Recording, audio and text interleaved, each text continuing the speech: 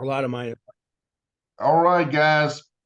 Pete Ramsey and Kelly McKay here, talk a little bit of HVAC business. Kelly McKay, fresh from Central America from vacation. Dude, you got to share. How was your trip? You can just call me a Tico or A Tika. Is that Tico. what Ticos? That's what they call it. They sure do. A Tico. Yeah. Yeah. So Costa Rica. Costa Rica. Yeah. Did just you and your wife or Beautiful, what? beautiful country. Yeah. Just me and my wife. Beautiful country for sure. Or area. Um, definitely, definitely where we were staying was pretty remote. Yeah. And I'll tell you, like we were not used to the humidity. Like I thought we had humidity here in Kansas. Ain't nothing like the humidity there. Like 90+% humidity on a lot of days. But the way they explained is they said that they have two seasons. They have the wet season, the dry season. Right now is the wet season. Yeah. Yeah. So it did rain several times, but we had one good thunderstorm where it just rained for a couple hours, and we happened to be doing a this is like because this is a retreat center. You got to remember. However, my wife and I were not there for like the retreat stuff. We were just there to enjoy ourselves, basically. Okay. But we took they had some yoga going, so we did that one day. We did a like a breath work type meditation, and then we did what's called a sound bath, which I'd never done before. Interesting. And it was live. Like this gal, like we just went out and laid down. They had a big circle and had like mattresses kind of like to lay on, and you just Okay. brought your own blanket or whatever. Uh-huh. And I'm talking like probably 12 by 12 section in the middle of all the people. And there's all these different instruments, and she's playing these instruments, the gal who was putting it on, and singing and stuff. It was really cool. And the rainstorm was happening the whole time. It's just like a relaxation type, close your eyes and, Nice. drift off wherever and meditate, I guess. But so that was really cool. But that was only, you know, the total activities that we like did, probably only amounted to like 3 hours of the 6 days we were there. We were supposed to be there 7 days, but our flight got delayed and we got stuck in Dallas Fort Worth for a night. Oh, Um, stomping grounds there. Yeah. but it was it was interesting, man. It made me grateful for the convenience we have here in the States. I'll tell you Yeah. that. Well, if you were remote, I mean, San Jose, the capital there, which I guess you flew in, it's not a very pretty city, but they pretty much have everything. They got McDonald's and all kind of stuff. Sure. Yeah, we flew into Liberia. Oh, that's up Liberia. above Tamarindo, up there on the northwest, or no? And I think it is north of where we were staying. So, Yeah, but it's I'm just not. south of the. If I'm thinking of Liberia, is just south of the border with Nicaragua. 'Cause I went there. I used to go there way back in the day, and I took my kids. We went surfing out there, and but I got to tell you, the time of the year you go makes all the difference. You went during the sweltering part. Yeah, It was sweltering. The our bedroom had air conditioning, but the rest of the little, I don't know living what you call area. it, Yeah, little place that we like our little hut that we stayed in. It was right. it was really neat. Like it had a this place, I guess, this center was built in the 70s by a pilot, and him and his buddies, like they came out here and built all these things, and were pretty surely they were probably smuggling something into the country, I would assume, because it's like up in the Never mountains, know, man. Just like the um movies. yes, like the movies. um Speaking of that, they didn't offer you ayahuasca, did they? You know what that is, right? no. Yes, but they do have other retreats where that is what you're doing, where you can Yeah, do mushrooms as well. So yeah. I asked, I'm like, can we do some mushrooms? And he's like, no. Some So, shrooms. you have to go at a different time. So You did want to relax. You did want to escape, didn't you?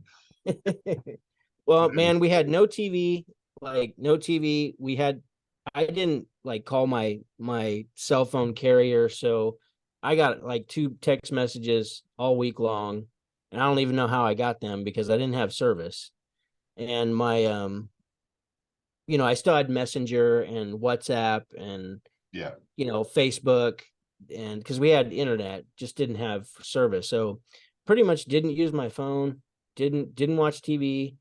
Um, man, it was really nice. It was really nice. And one of the things that I've learned from it, because I heard I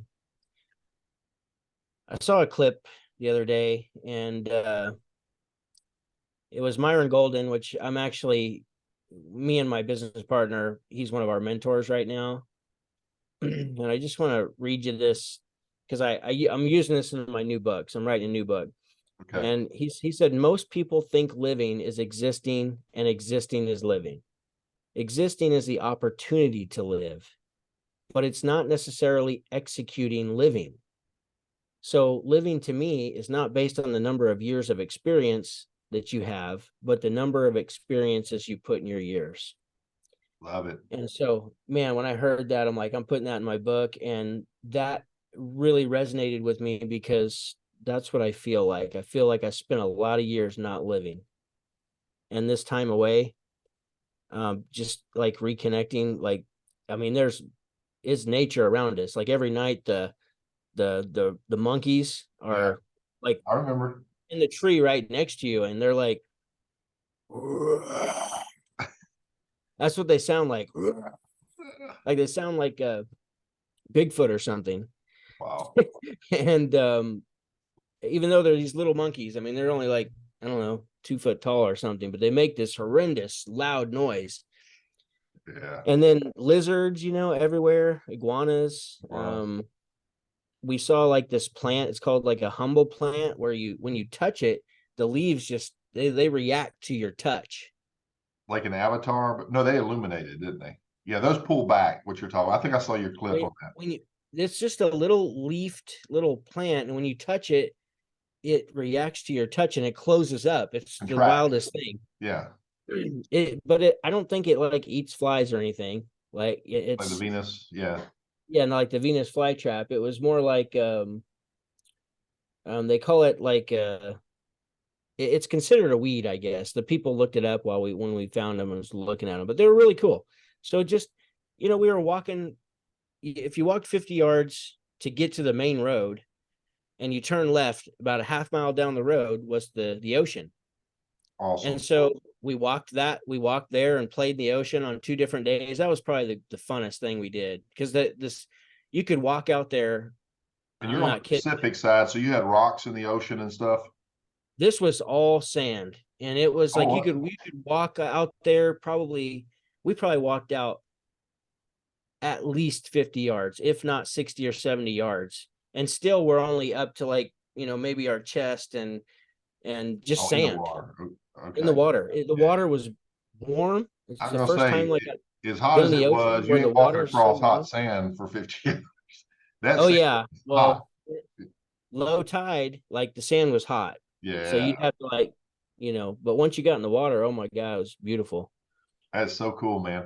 And So, then if you turned right and walked another half mile, there's like a little convenience store. And when I say convenience store, it's not what you think of when I say convenience store in the States. yeah, Like yeah, it had like two shelves and like 3 reach-in coolers, and that was it. And so very minimal stuff, but we were able to, because the food at the retreat center I wasn't a fan of, but there's a hotel next door, right, literally right next door, yeah, to the it was probably like the main house at one time, maybe, of this whole retreat center, or this whole, possibly, I don't know.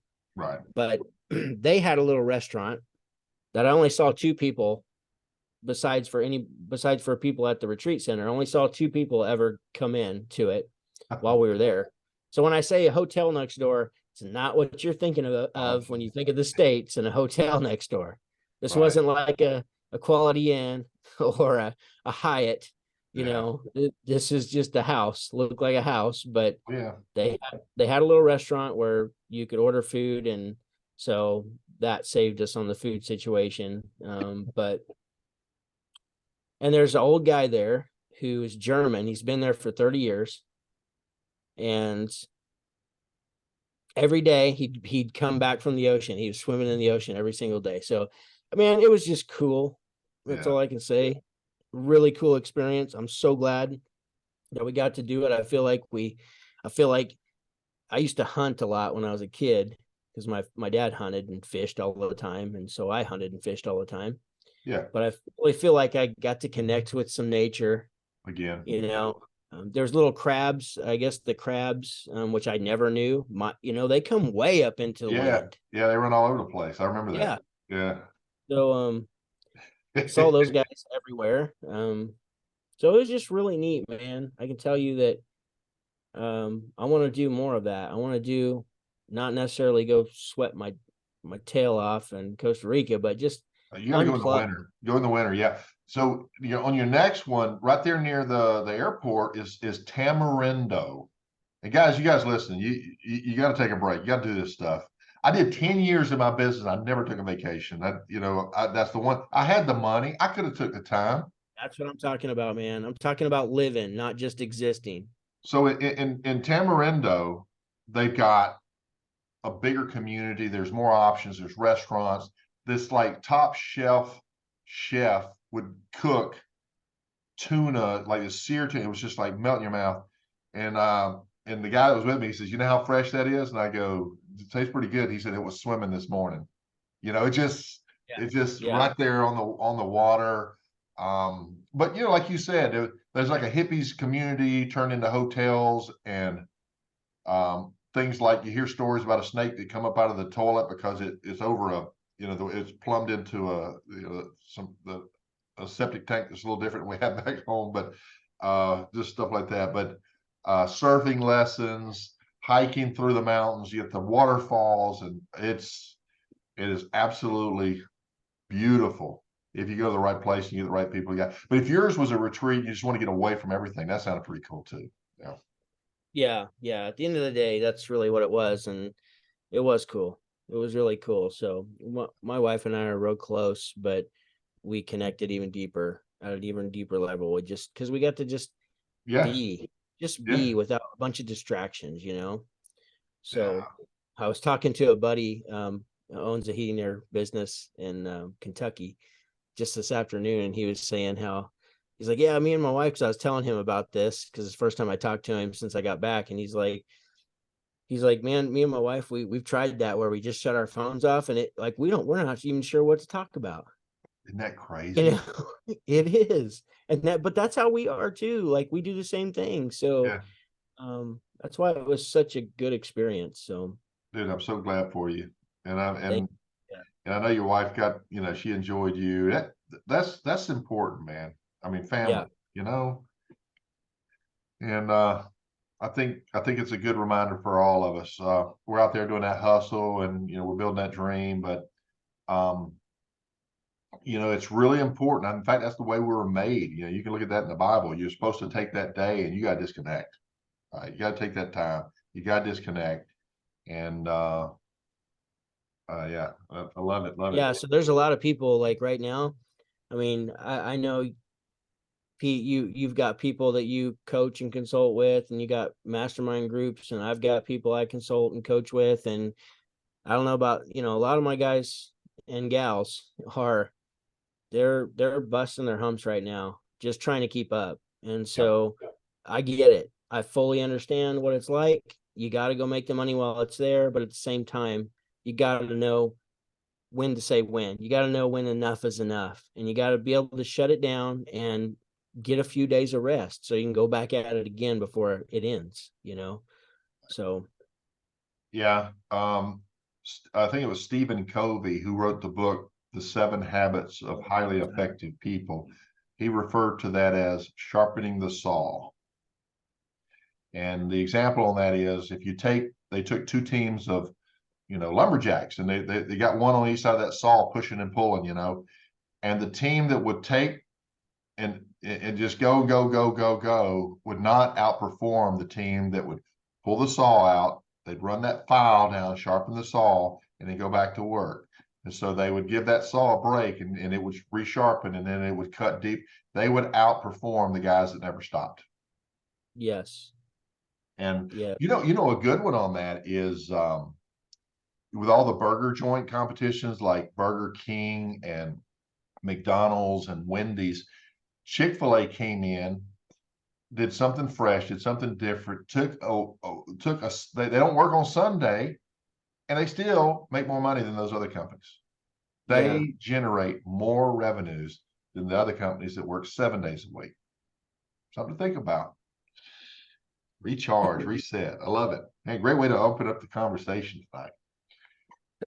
Yeah, one of the things that's crazy about a lot of these brands that we see today, and maybe we're not familiar with them.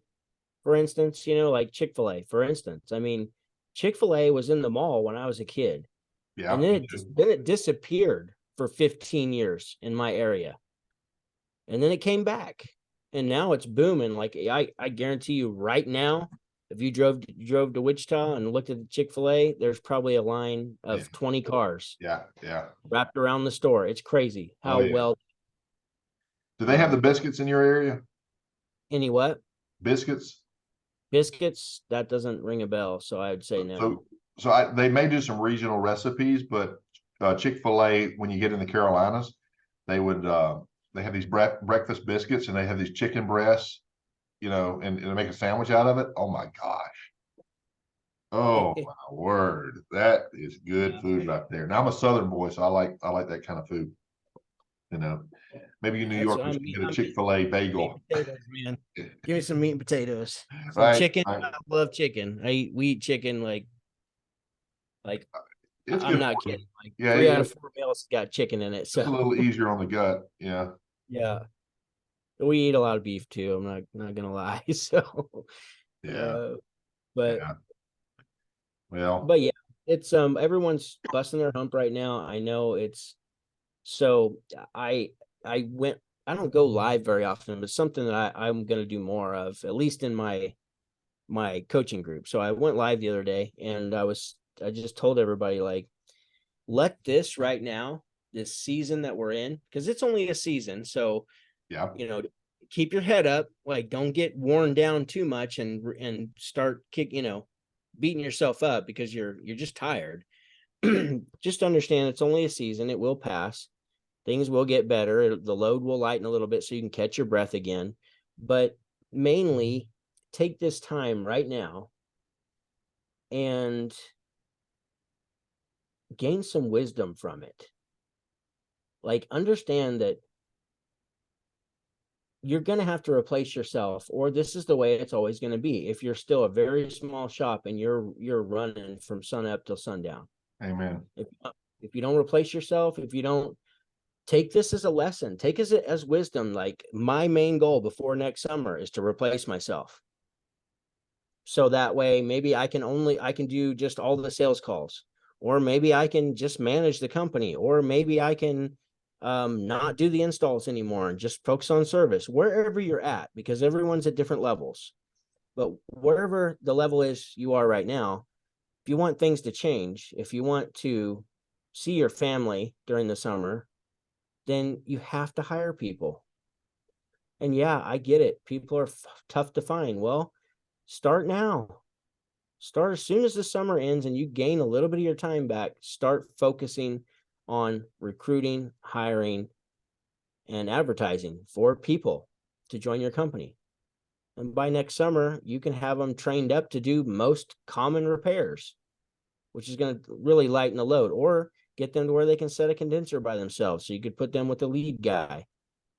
Whatever, like if they don't know anything, if you can't find somebody who has experience, that doesn't have chips on their shoulders or attitudes or want an ungodly amount of money that you can't afford right now in your business, just depends on where you're at.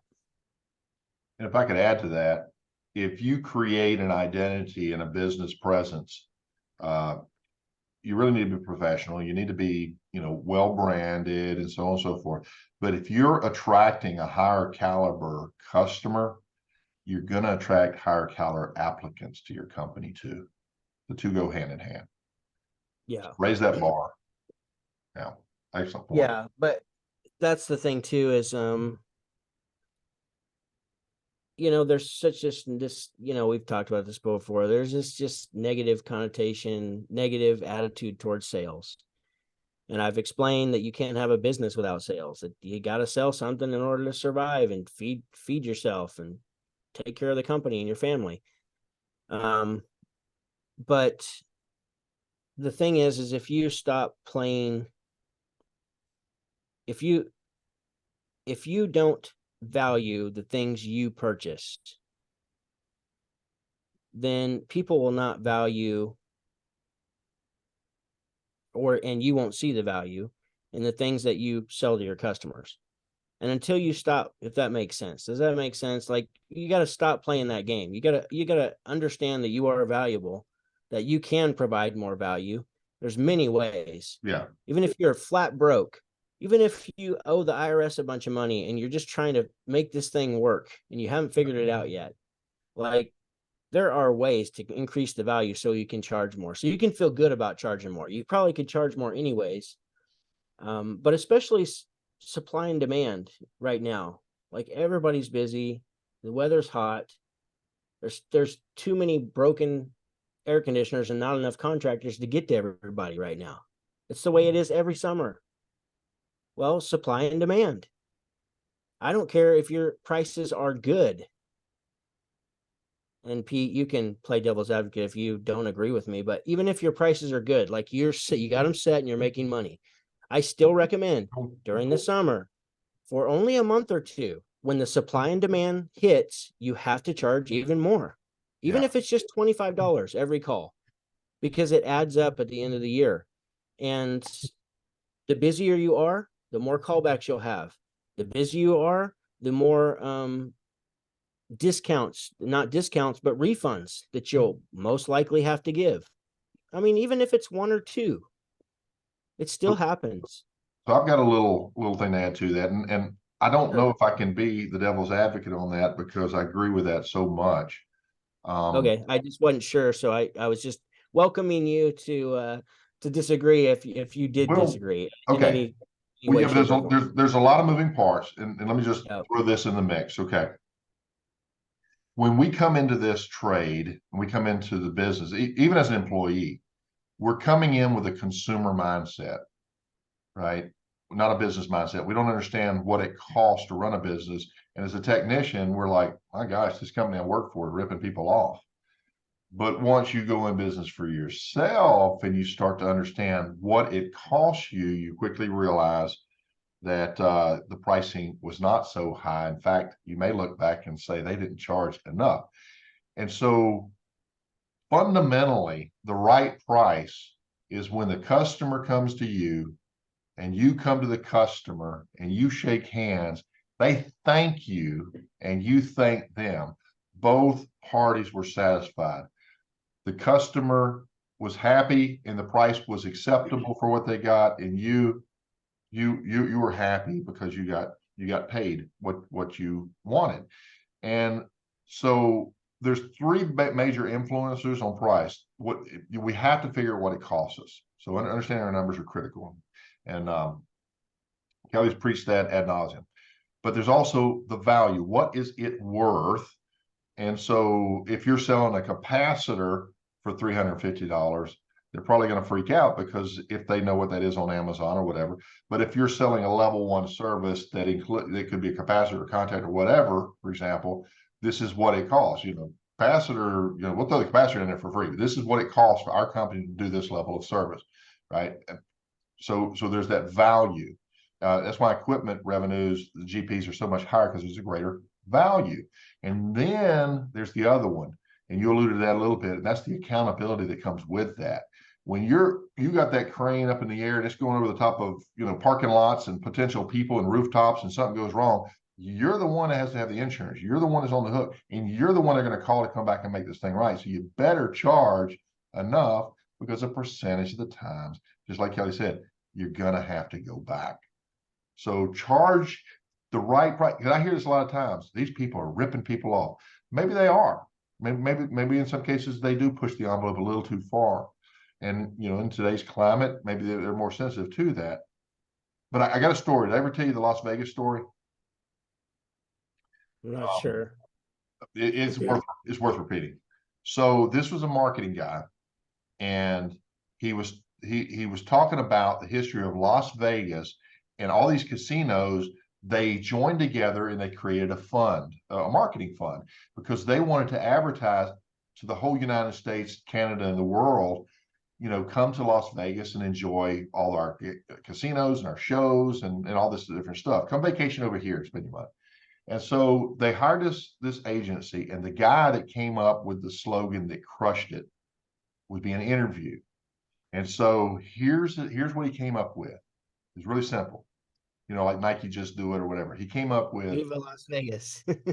no, that was the song from what's his name? He Elvis came up with the Presley. marketing advertising. You'll still know this one. Matter of fact, you finish it. What happens in Vegas Yeah, stays in Vegas. stays in Vegas. So he came up with that, and they were so excited and everything else. And here's where you got to think about this. The casinos made hundreds of millions of dollars off this, possibly billions, a lot of money off of this guy's idea. And he was so proud about it. And they asked him, they said, "Oh my gosh, how much did you charge them for that marketing idea?" He dropped his head and he said, "By the hour." Yeah. I mean, that's easily $1 million idea because he Oh made yeah. a lot of money. And Yeah. so value is huge. And by the way, your experience, all the time it took you to know where that issue is, that has value. Do not undersell. Yeah. Sure. Yeah. For sure. So, if you're charging what you need to charge, then even if you are, that my point is supply and demand. What happens when we're down to so many barrels of oil? Well, gas prices go up. Well, it's the same thing. There's a shortage of contractors right now, with this heat wave, as far as like relative to how many air conditioners are broken down and how many people are raising their hand and saying, "Hey, we need some help." Yeah. When that happens, you can charge more and feel good about it because of exactly what we were talking about, as far as like mistakes happen. You're a lot more vulnerable. The more calls you're running, you're more vulnerable as far as like higher levels, I don't know, increased levels of risk possibly, because and it's hot and people get tired, so they make mistakes driving. Things like that happen. You just never know. Like you may have a service call in an attic and have your main technician and a helper go up there and get sick and be out for 2 weeks. Well, those are all things out of your control. That's going to mean you're not going to be able to go capture the revenue that person could have captured because they had a heat stroke. And it happens. Like I had a guy every summer, the first week that it got hot, he would overheat, despite him understanding and knowing, and me and all his coworkers saying, "Be careful, man, be careful, stay cool, take a break when you need to take a break." Didn't matter. He would overheat, and then he'd be out for like a week and a half. Like it happened like 3 summers in a row. Yeah. So because once you have a heat stroke once, it's far easier to reach that temperature again or Much more have the same susceptible. symptoms. Yeah. Yeah, you're more susceptible. Yeah. So things like that happen, and that make you lose revenue. I mean, I don't know if that's a good way to, you miss the opportunity. It's Yeah. opportunity cost. And So, so, I'm but sorry. it's out of your control. That's out of your control. But charging what you need to charge during the summer, that's well within your control. You can bring the prices back. Like if you just add $25 to every call right now, once August is over or September's over, whenever the heat dissipates, you can take it right back off if you feel it's necessary. But when the demand is high and the supply is low, this is what all major corporations do in the world.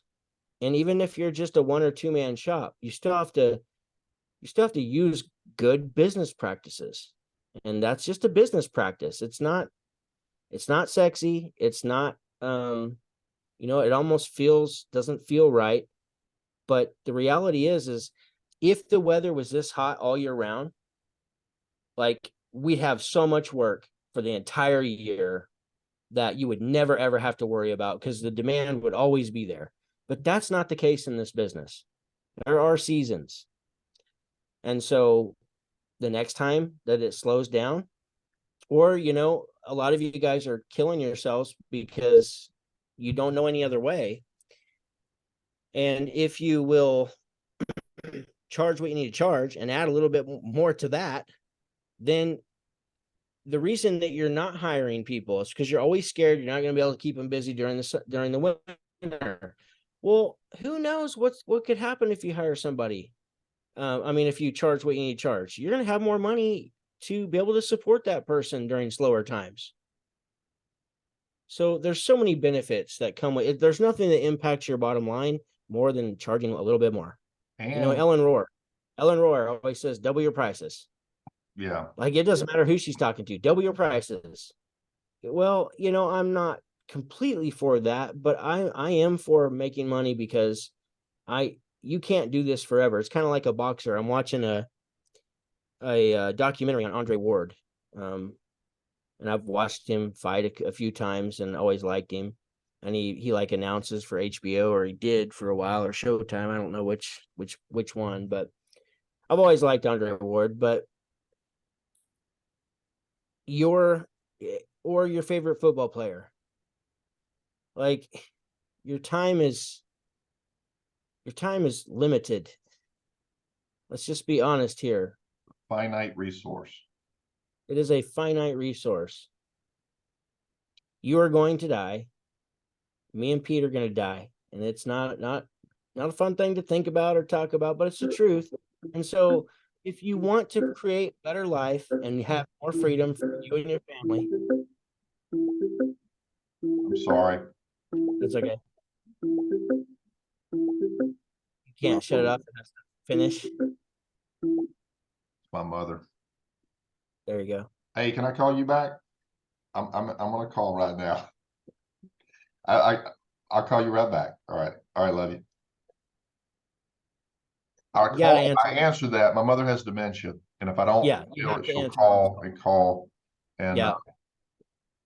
So she's okay now. Okay, I'll call her Okay. after the thing. Yeah. So my point is that there's gonna, it is finite. Your time is finite. So if you're gonna change your family's life, what better time than to get started, now?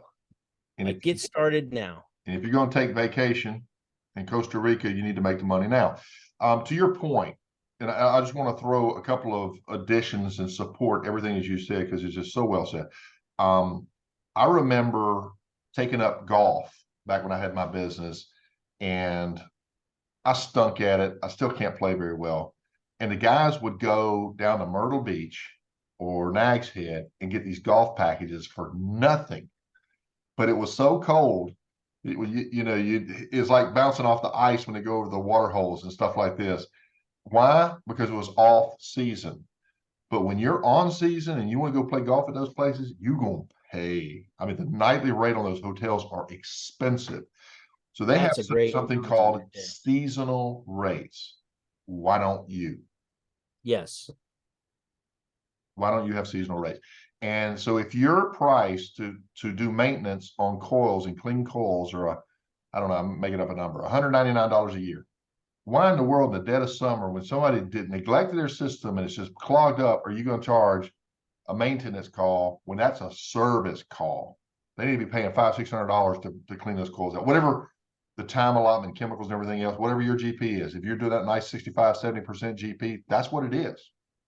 Because if you're over here losing money doing maintenance, you're not over there making money doing a compressor replacement or a system change out or something, another high profit. Prioritize your calls. Yeah, it would prioritize. Sure. Another good example that's kind of like that, because that's a great analogy, Pete. Like, you should use that all the time with that golf course, because that makes complete sense. It's seasonal pricing, right? And so it's the same reason, like, when you're starving and the phone's not ringing, that you're willing to discount your prices just to get a job.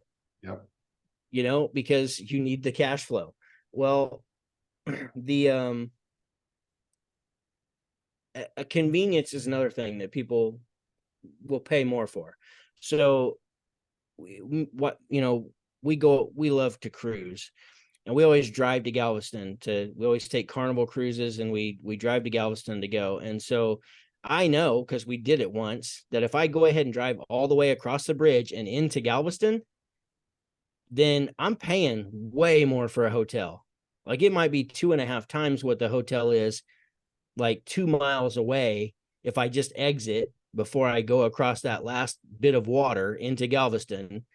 If we just exit there, I always look for like Texas City signs. If I see Texas City, that's where I'm pulling in. We're finding a hotel, because I can get a normal rate there. Yeah. And in the morning we get up and we drive the 2 or 3 or 4 miles, right past the hotel that people who don't know, and they're like, oh, we better drive all the way to Galveston.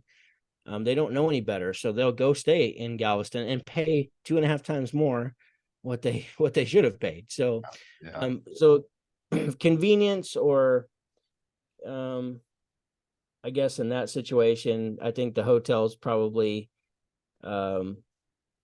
there is probably a little bit of a supply and demand there when when there's going to be a ship going out, because everybody's driving in. They need a place to stay the night before.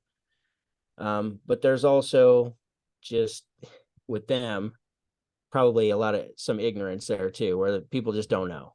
You don't know what you don't know. So Exactly. you think you need to be close enough because you want to make sure and make the boat. You don't want to miss the boat. But it's like people standing up in line at the airport, when their number hasn't been called. So Exactly. So yeah, excellent point. Got to charge for what we do. We got to plan for the future. We got to realize that all that money you're making, when the cash is flowing, don't go buy that new truck, because we got a slower season coming. Thank you for saying that, Pete. That's a great point, because I follow this guy, Dr. Benjamin Hardy. I recommend everybody follow him on YouTube. But he turned me onto this book called Peaks and Valleys by Spencer Johnson. I think it's Spencer Johnson.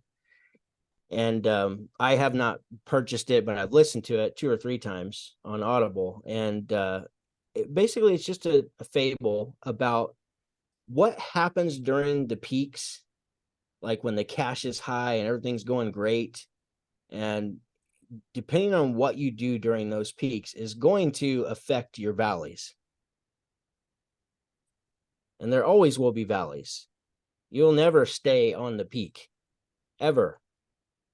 You'll get knocked off the peak, one way or another. And so it's always exactly what Pete said. What you do right now when cash flow is high is going to determine how bad of a winter you have. So make the smart decision. Do not go buy the new truck. Like, save your money. Instead of cutting, because it's so darn hot, I am not going up in that attic changing out that ductwork this time of year. All right. So why not, instead of just like being afraid to mention it, why not say the duct system needs to be replaced as well as the equipment? We can charge the seasonal rate, or we can just get that equipment in at this stage, take a non-refundable deposit, and in our slow period, think about the slow times, we'll save you a lot of money, and we don't have to be in this heat. That's a proactive, experience-based potential strategy. Maybe you want to do it differently, but it's during those slow times that you look back at all that work and you think, man, I wished I would have, I would have thought to do that, or your recommendations throughout the season that are not accepted. Those you can do this digitally now, but those go into a future resource for when things slow down.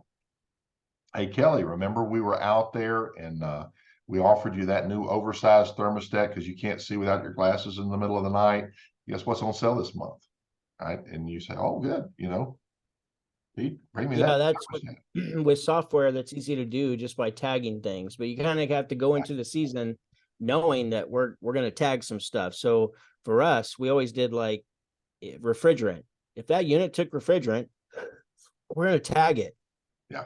Because oftentimes we wouldn't, depending on how busy we were, and how much refrigerant it took, of course. But if it took, 2 pounds of refrigerant and it was halfway through August, we may just put 2 pounds of refrigerant in and go on about our day. I know it's not the right thing to do, but the thing is if you tag that in the system, you can always come back to that. Soon as the weather cools off, you can come back and go call those customers and say, hey, we're offering half price on your system took some refrigerant.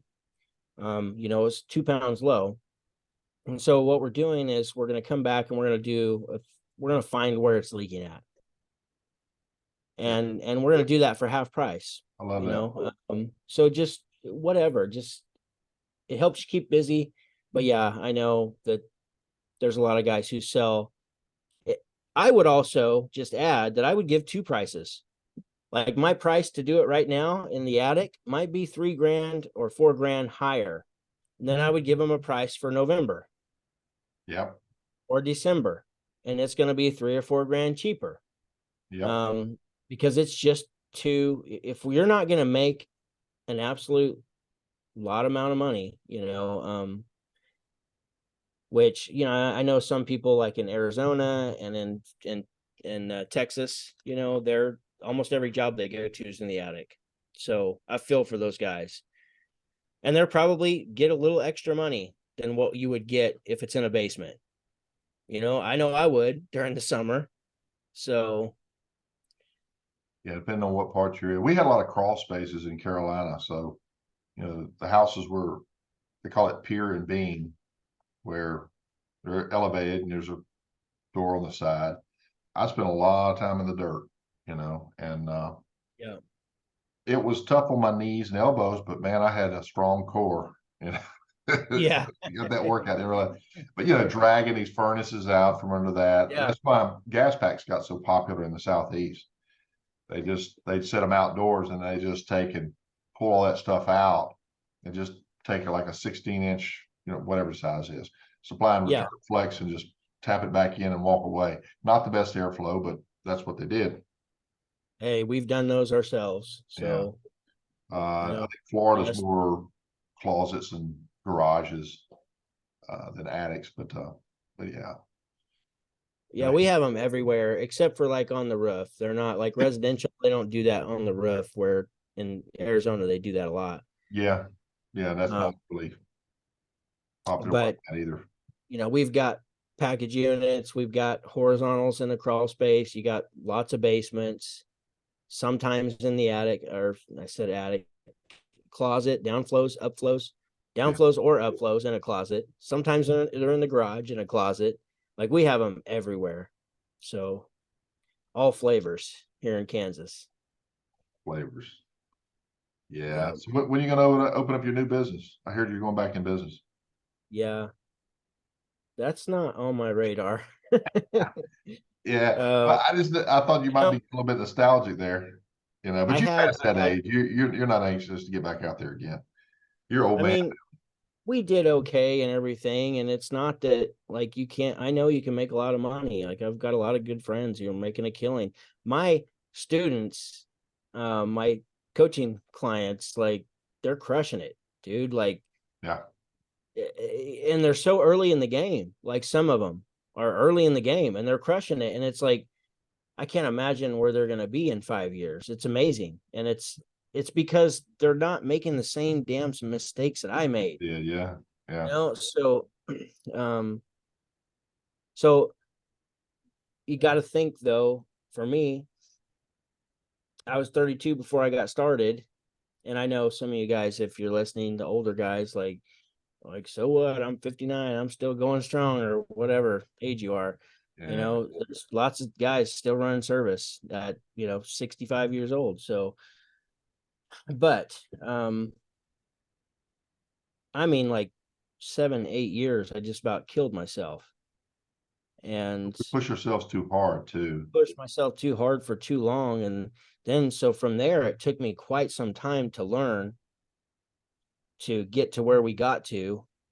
And, I have no doubt if I would have stuck it out another 5 or 6 years, I could have been I'm not going to say a $20 million company because it's just not really feasible here.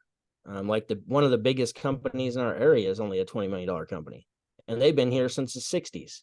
Yeah. So for me to surpass them, like, this is small town rural America where I live. It's not some big bustling city like Dallas or Phoenix or so. But could I have? Yes, I know I could have. But am I worn out? And I'm still, I made a post in HVAC Business Owners Group the other day that just said, it's always something. Like, it's always something in the business. It's either you got an upset customer, you got an upset employee, you got a bad review you're dealing with, you got somebody threatening to sue you, you got somebody threatening to quit on you, you got employees not showing up, you've got it's just endless stuff. And it's just part of being in business. I'm not, and I had adapted, and hell, I was okay with it. It's just I'm still tired of it. Just tired of that. Even though I could leave the business, like, I had a general manager, I didn't have to be there every day, but a lot of this stuff still funneling through to me. I still heard about it, and it made me cringe, and I just got tired of that. I just got so, and I wasn't like I've told everybody, like, I wasn't actively looking to sell it. Just somebody was actively looking to buy, and they happened to talk to me, and I was like, you know what, let's do it, because Yep. I'm ready to do other things in life, so that's where we're at.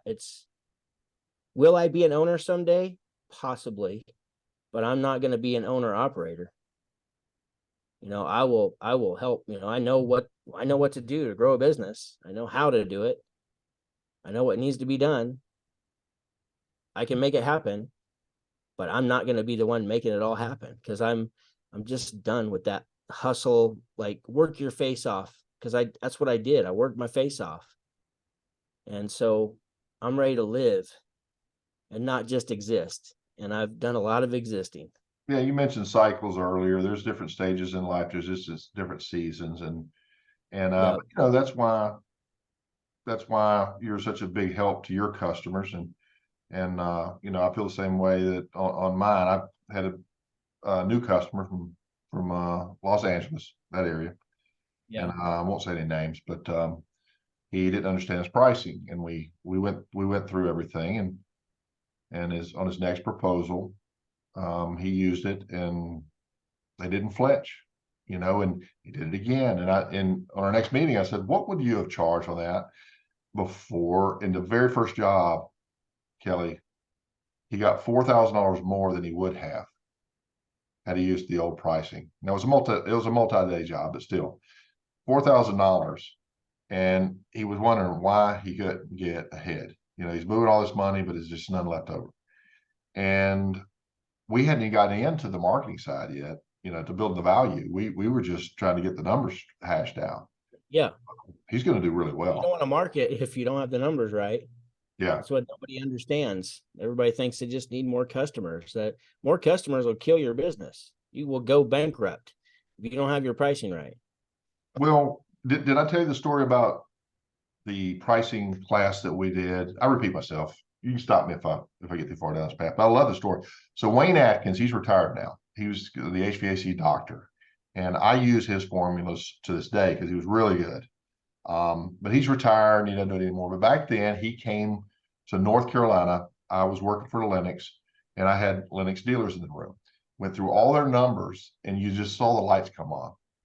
And one of the guys there, I don't want to say his name because he may still be in business. He said, Pete, this is awesome. I got to raise my prices. And I'm like, great, awesome, And he went out, he raised his prices, and he called me back the next week. Pete, I got to drop my prices. And I said, why? He said, I can't sell anything. And so understanding your numbers and raising your prices is important, but building that value and making them desire to do business with you, that's a different thing. And they're both equally important, especially when things get competitive. So just a thought on that. There's multiple pieces to that puzzle. You have to build the value that you deliver at the same time, or you won't be able to sleep at night.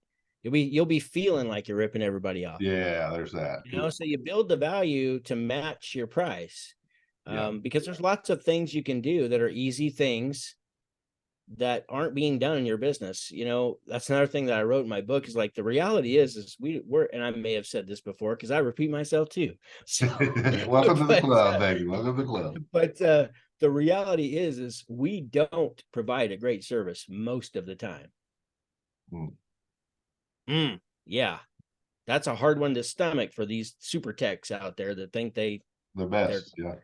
They don't think their service stinks. But the reality is it does, and so it's very easy to increase your value. And when you do that, then you can feel a lot better about pricing. But at the same time, you do have to know, you have to have a process of some kind, like not just build the value. There's lots of ways to do that, but then you've got to have some kind of a process to follow to make sure that that's going to be valuable and it's going to help you deliver value, but it's also going to allow you the opportunity to sell more of your service. Yeah, and you think that you can get more money because you nitrogen purge your line set, unlike the other guys that just braze it and go.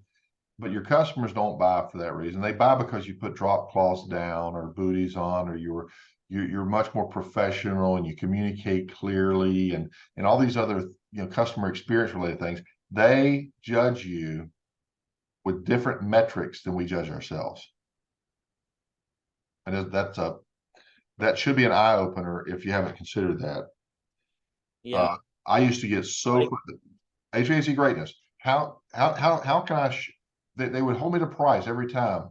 I'm doing this. I'm doing that. I'm doing all this other stuff. And they're like, oh, that sounds good.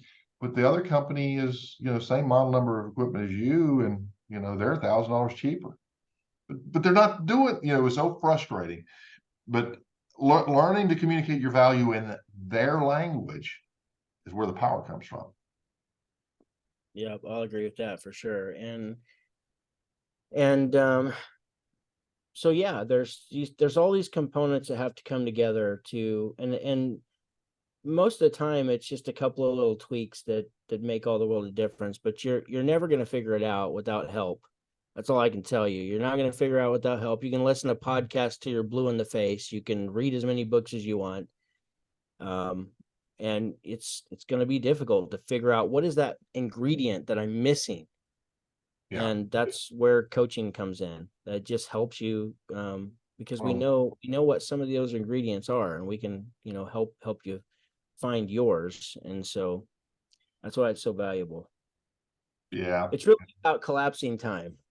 You want to do like I did and spend 7 or 8 years just struggling and ruining your relationships and your health and your bank account and your attitude and your mindset, or do you just want to skip all that nonsense and just get to making money right now as quickly as possible, become efficient as quickly as possible, hire people as quickly as possible, so that you're not, get a shop, all these things that it takes, buy another truck, all these things that start to relieve you. Because otherwise, I know I've said this too, but it drives me crazy to just hear guys say, well, because I'm on Facebook a lot, and guys will post something like, well, I've been in business for 5 years, can't find any good help. I'm just going to stay solo. I make more money that way anyways. Okay, well, I'm telling you, those guys have to just absolutely suck at what they do, because there is no possible way that your customer list, after 5 years of being awesome, that it's not going to grow beyond what you're capable of doing, the service that you're capable of providing. There's no way. You're ignoring people, you're shutting your phone off, you're going home early, whatever. Like, you are not, there's no way. Or you would be working 24/7 with all the referrals that you got if you were that awesome. And so the people who are still in business, one-man show, 8-10 years later, like, you're either saying no a whole bunch and you're not advertising whatsoever. But you're also not delivering well service. I mean, let's be honest, you're not. I got You one. go in, you create a relationship, and you deliver wow service. There's no flipping way your business will not grow exponentially. I got one for you, Kelly. This has been right after I rolled full time into this, probably about 7 years ago now. A guy calls me up, and he was that same guy. He was a little rural, but he did mostly new houses. His son was in the business, wanted to leave the business because all it was just, it was enslavement. He was just doing the grind. They weren't really getting ahead. The guy, the owner, was in his 60s. He had lost a leg in a motorcycle accident, and he was climbing in attics installing new construction at the Yep. time. And he wanted to know how to get out. And you're talking about some of your heart bleeding. There he is in his mid-60s, a slave to that. His poor son's a slave to him because if my son leaves me, I don't know what I'm going to do. Wasted his whole life because he was too damn ignorant to just To get stop some damn and help. Yeah. get some damn help and I ask said the some D questions. word. Sorry, guys. It's sad, but it's reality. It is. And I see a lot of myself in that there in my first few years. And maybe you do too. But Oh, part of 100%. maturity. So much time. Yeah, it's part of maturity. So, we got to learn from our mistakes and grow from them. There's plenty of, expressions and books and experienced people that will share that with you. And, we just nod our heads, say, oh yeah, that's true. But we don't internalize it and believe it. Otherwise we make a change. Yeah. As soon as you told me like, oh, they're doing new construction, I'm thinking, oh, they're the cheapest guy. Yeah. That. Guaranteed. Those contractors, they'll take every last penny from you And profit off of you. and then gripe about it. So That's how they keep you in check. Yeah, yeah. they sell they take that was like well, there's a lot of different examples of this, but they take you and pay you at wholesale, and then they make the money off of you. Yeah. You should be doing your own retail. Yes. Yeah. Yeah. So we didn't, even this has been, I don't know when the last time we did a new construction home, but we were probably 18,000. Yeah. Like I stopped messing around. Like I had this one contractor that I did work that he gave me jobs at the beginning, like Yeah. when I needed them, Right. and I was doing like a whole duck job for $5,000 or $6,000 on a brand new, 1,200 square foot house by myself. Yeah. And killing myself. Like he would tell me, like, even though I'm working as hard as fast as I can, I wasn't an installer, so I was, Yeah. I'm too like anal with that stuff. I want it to be right, So Right.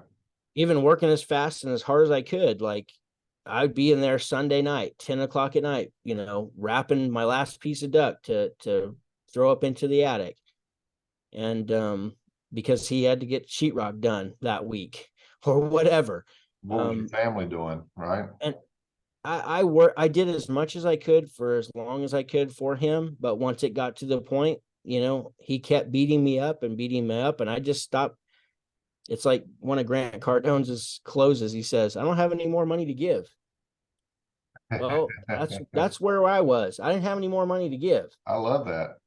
And so at that point, he stopped using us. And you know what? You just got to be brave enough to do that. And because once you understand your numbers, why would you continue to go kill yourself? Like I'd rather sit at home and go broke than go kill myself and go broke. Yeah. By working my butt off.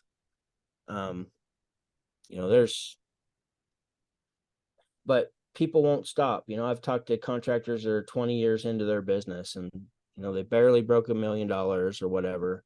Then I got other young guys that they got $1 million in revenue, but it's just kind of like there is no structure to the business whatsoever. Sure.